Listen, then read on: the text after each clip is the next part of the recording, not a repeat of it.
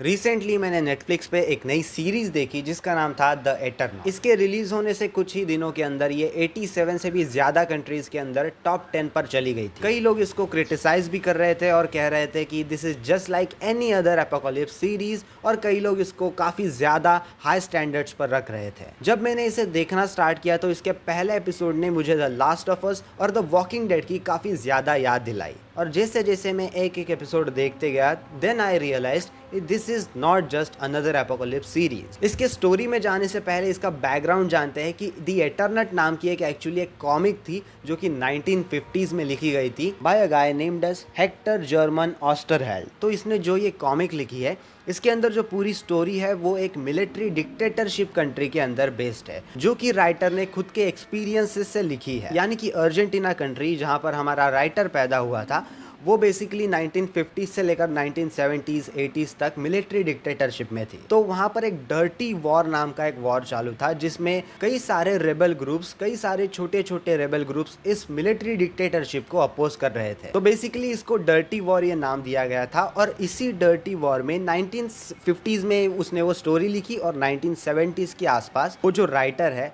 और उसकी फैमिली गायब हो गई due to some issues with the military dictatorship.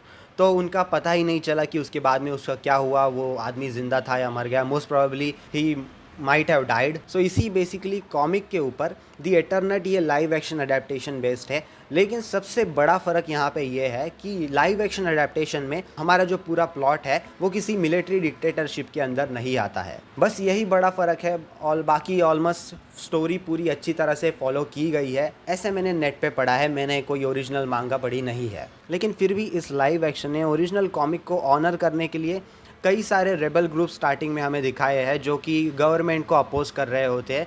I don't know for exactly which reasons, वो क्लियर नहीं किया जाता स्टार्टिंग में। आई थिंक बस ब्लैकआउट्स हो रहे होते हैं, लाइट चली जाती है बार बार, तो उसके लिए प्रोटेस्ट हो रहे होते हैं। एक्सेप्ट दैट ये स्टोरी फॉलो करती है एक ऐसे स्नोफॉल इंसिडेंट को जहाँ पर उस स्नो को अचानक से कोई टच भी कर ले, या फिर उस स्नो के आसपास की हवा भी कोई अपने नाक से अंदर ले ले, सांस ले ले, तो वो वहीं पे मर जाता है। So it's a kind of apocalypse series जहाँ पर ये स्नोफॉल ही एक एपोकलिप्स है। That's what I only thought in the initial episodes. लेकिन आगे जाके हमें एक पूरा एलियन इन्वेजन का कॉन्सेप्ट इसके अंदर देखने मिलता है, क्योंकि ट्रेलर के अंदर तो हमें बिल्कुल भी पता नहीं चलता कि ये कोई एलियन इन्वेजन की चीज़ है या नहीं। पहले एपिसोड की स्टार्टिंग में ही हमें पूरा प्लॉट क्लियर हो जाता है। सो ज़्यादा ये टाइम पास नहीं करती स्टार्टिंग के एपिसोड्स में, जहाँ पर जैसे ही स्नोफॉल शुरू होता है सारी डेड बॉडीज़ रास्ते पे पड़ने लगती है, सारे जो लोग घर के बाहर रहते हैं वो मरने लगते हैं। बस वो लोग जिंदा रह पाते हैं जो घर के अंदर थे, और उनको पता चल जाता है कि अगर मैं इस घर से बाहर निकलूंगा तो मेरी मौत पक्की है। The gravity of the situation is establish really quickly, क्योंकि रास्ते पूरे के पूरे कुछ ही मिनट में खाली हो जाते हैं, और हमारा प्रोटैगोनिस्ट जोअन साल्वो, जो कि रिकार्डो डारिन नाम के एक एक्टर ने बहुत अच्छी तरह से प्ले किया है, वो अपने दोस्तों और नेबर्स के साथ मिलके इस एपोकलिप्स को सर्वाइव करने का प्लान करने लगता है। बट जैसे मैंने बताया, snowfall is the only beginning. यहाँ पर आगे जाके पूरा एलियन इन्वेजन मिलता है। स्टार्टिंग में तो एपोकलिप्स सीरीज होती है, लेकिन आगे जाके ये एक हाई स्टेक सर्वाइवल स्टोरी बन जाती है, जहाँ पर हमारे मेन कैरेक्टर्स के एक्शंस के ऊपर काफी सारी लोगों की जानें डिपेंड होती है, which forces our characters to make hard choices about trust,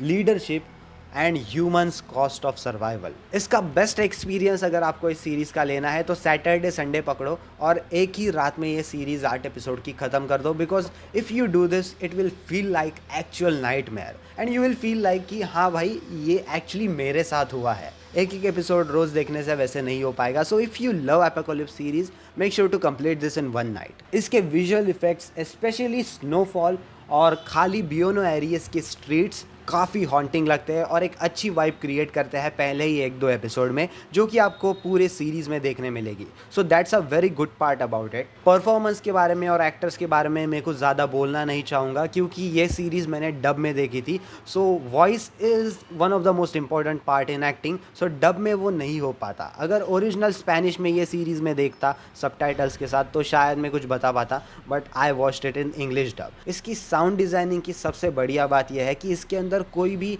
ऐसे बड़े बड़े ढैम ढूम वाले साउंड इफेक्ट्स नहीं है, या फिर के अंदर कोई ऐसे लाउड म्यूजिक भी नहीं है। एक एरी और काम म्यूजिक पूरे सीरीज में चलते रहता है। No matter what the situation is, the music is always eerie, calm and haunting, जो कि सीरीज़ के पूरे वाइब के लिए एकदम परफेक्टली फिट बैठता है। तो ये तो हो गई सारी अच्छी बातें, लेकिन एक दो बुरी बात भी मुझे लगी थी इस सीरीज़ के बारे में। सबसे पहली जो बात है वो है इसकी पेसिंग। स्टार्टिंग के 1-2 एपिसोड्स काफ़ी अच्छी तरह से पेसिंग की गई है, जिससे आप पूरी सीरीज़ में हुक हो जाते हो, लेकिन 3, 4, 5 और 6 मतलब जो बीच वाले एपिसोड्स है वो काफ़ी स्लो हो जाता है और एंड में वापस से वो पिकअप करने लगती है। बीच वाला पार्ट बहुत शांत हो जाता है। और अगर आपने ऑलरेडी ये सीरीज़ देखी है तो आपको पता होगा कि इसका सीज़न 2 भी आने वाला है। सो आई होप कि ये पेसिंग इशू जो है वो सीज़न 2 में फिक्स हो जाए। सेकेंड चीज़ जो मुझे लगी थी वो है ऑफ कोर्स ये सीरीज़ स्पेनिश में है।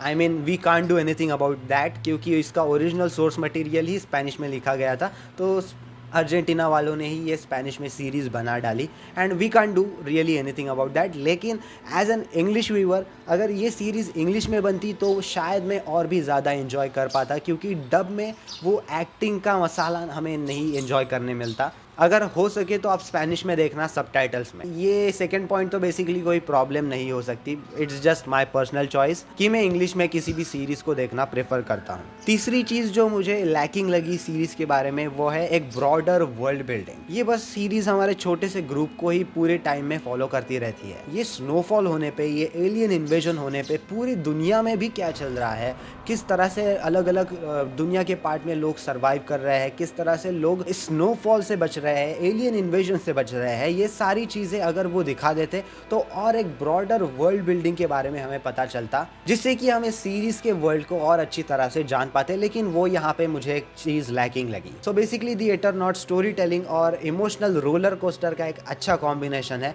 और स्पेशली अगर आपको एपोकलिप्स वाली सीरीज़ पसंद आती है जहाँ पर हर समय हर सेकेंड पे लोगों की जान खतरे में हो सकती है, तो ये सीरीज़ आपको पहले ही एपिसोड में हुक कर सकती है और एंड तक आप इसको डेफिनेटली देखना, because there is a big twist in the end. और सीज़न 2 भी जल्दी आने वाला है, so we will wait for that. और जैसे ही अगर सीज़न 2 की कुछ न्यूज़ आएगी तो मैं इस चैनल पर आपको अपडेट कर दूंगा थ्रू शॉर्ट्स। तो अगर आपको ये वीडियो पसंद आई होगी, ये रिव्यू पसंद आया होगा, तो इस वीडियो को लाइक करना, इस चैनल को भी सब्सक्राइब करना मत भूलना, कमेंट करना और नोटिफिकेशन आइकन ऑन करना, so you can watch more of such reviews. बस आज की वीडियो के लिए इतना ही। मिलते हैं अगली वीडियो में। सायोनारा।